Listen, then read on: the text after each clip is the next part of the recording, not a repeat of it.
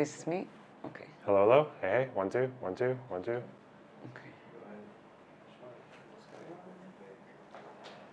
Oh, want water? Glass? Sure, yeah, I'll take a glass. I think I'm just going to ask the introductory question will probably be the same, and then everything else will hopefully be different, so you're not repeating yourself. Yeah. Are you going to do a joint show or something, or just kind of like They're each? kind of, because we were considering doing the interviews both at the same time to start with, but then that just feels like we're kind of Just sharing assaulting with you, someone. yeah. Yeah. So we'll probably, these will just be on separate channels, but then there'll probably be a more documentary style thing that'll include both of us. And yeah, there's not really a firm plan at all of what we're doing with all the footage. No, It's just kind it's, of, it's interesting to see what would happen. Yeah. So you've already met with like Olmert and... we met Olmert, we met Ben Ami, Yossi Ben Ami, Yossi Balin, Balin. yeah, Yosef Haddad, which was God. very What was much that? just, I just got like given a sermon for half an hour. I didn't really get to Ask explore questions. much, yeah. But everything else has been really, really good though. Even the people I disagree with, Mordecai Kedar, I really... I mean, wow. That's kind of like a... Not the biggest fan, but he was very interesting. He was definitely, yeah, there was content in there, yeah. I got one mic just kind of hiding back under here, a little bit there. So try your best not to touch this if possible. Actually, are Mordecai Kedar's opinions on like Muslim birth rates in Europe very well known in Israel? Yeah, and in Israel it's not shocking actually, for most Israelis, but it is shocking actually. He's also, isn't he the guy who proposed to bury Palestinian like assailants in like pig skins or something like along those I lines? don't know if I ever heard him say that. But No, I mean it's I did in discover order to a few. like deter terrorism. Oh, there's the quote where he talks about the only language they would understand is if we threaten to like rape their families. Right, something But, along those lines. yeah. I think the context is a bit different, but it's like, yeah, he's a very bizarre person, yeah. Unfortunately, I know it's kind of like one of really sad reflections of where we're at now, that overt, really just shocking kind of like Islamophobia and racism is just not viewed in any kind of problematic way in Israel. It's really, you know, it shouldn't be that way, but it's... Which is amazing because for as much as people in Europe worry about the Muslim demographic turning from 5 to 6%, this country has 20%. And it actually it functions, like at least within the foyer borders.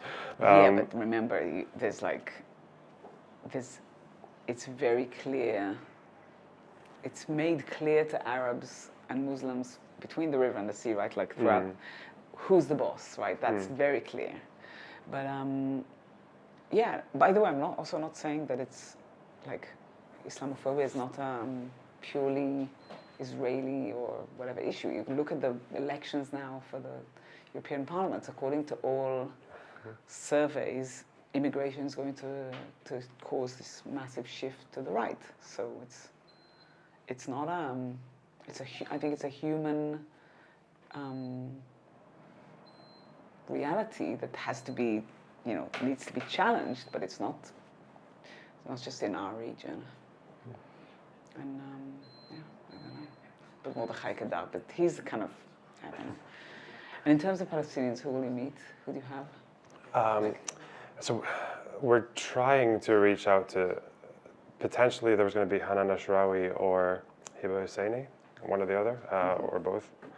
And otherwise, I think Stephen's trying to organize other things in the West Bank. We're definitely going to also want to talk to just like regular people in Ramallah or East Jerusalem and Hebron. I'm really looking forward to that. Yeah. Also, after you, we're seeing Isawi Frage, ex-Knesset member, and Ahmed Tibi is on the list as well. So yeah, we've got a few others than that. Yeah. I think when you're in the West, a lot of Palestinian advocacy comes from Palestinians who don't live in the region. So even after this, like if I want to talk to like Rashid Khalidi, Kind of phenomenon that will change things in the US. It's early days, right? But people are beginning to have an impact on politics and in culture in ways that they haven't done, 20 years ago. I think. Well, I guess especially when there's no Arafat figure to be representing from like the area. Yeah. I think also, again, when you In look terms at of the popularity, PA, yeah. when you look at the PA, I think Palestinians are united in their criticism of it. Even friends of, again, I'm not speaking on behalf of Palestinians, but friends of mine who work for the PA in the West Bank, it's the biggest employer in the West Bank, also think it's rubbish, you know, it's not, but they don't have any other choice, obviously. Okay. Yeah, sorry. okay, sorry. Sorry. All right. I'm ready. Okay, wait, hang on, one second. Just making 100, but why did my brain just go blank on this?